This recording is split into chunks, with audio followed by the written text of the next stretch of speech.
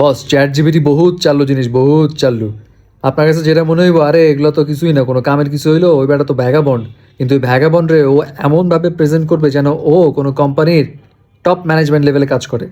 মানে জিনিস হইলো আমি হুদাই চ্যাট জিপিটি জিজ্ঞেস করছি, আচ্ছা চ্যাট জিপিটি ধরো আমি লিঙ্কডিনে একটা প্রোফাইল বানাইলাম, আজ এর আগে চাইতেছিলাম, বাট আমার ধরো কোনো এক্সপিরিয়েন্স নাই, কিচ্ছু নাই, আমি বেকার, আমার কাজ হইতেছে বই পড়ি আমি মাঝে মধ্যে, ঘন্টার পর ঘন্টা আকাশের দিকে তাকাই থাকি, হ্যাঁ, মাঝে মধ্যে মন চাইলে জোরে জোরে চিৎকার করে বই পড়ি, গান আমি গাইতে পারি কিন্তু সুর টুর হয় না, এবং আমি অনেক ভাবি, অনেক চিন্তা করি, এটাই আমার কাজ।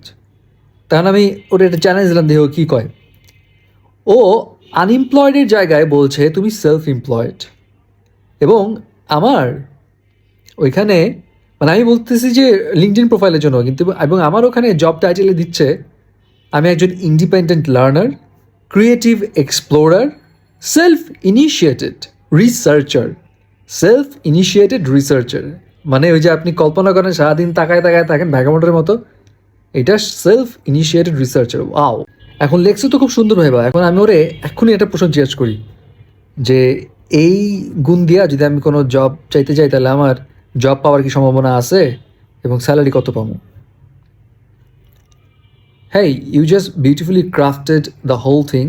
Now I want to know, can anyone hire me with those kind of skills? If so, then what amount should I ask for the salary? আচ্ছা, ও অনেকগুলোই অপরচুনিটির কথা বলছে যে এই গুণ দিয়েও কাজ পাওয়া যায়, ফ্রিল্যান্সার মোস্টলি, তার মধ্যে একটা হইতেছে ভার্চুয়াল কম্প্যানিয়ন অথবা ইমোশনাল সাপোর্ট লিসনার। মানে আমি মানুষের ইমোশনাল কথাবার্তাগুলো শুনবো, কষ্ট দুঃখ পাইলে ওগুলো শুনুম আর কি।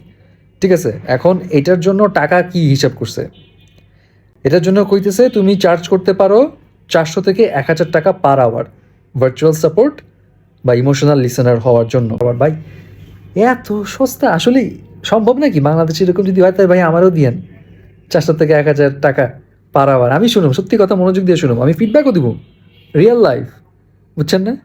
মানে কেন ইমাজিন যে আমরা এটা ভাবতে পারি না, সেটার মধ্যে দিয়েও কিন্তু একটা অপরচুনিটি বের করে ফেলতেছে।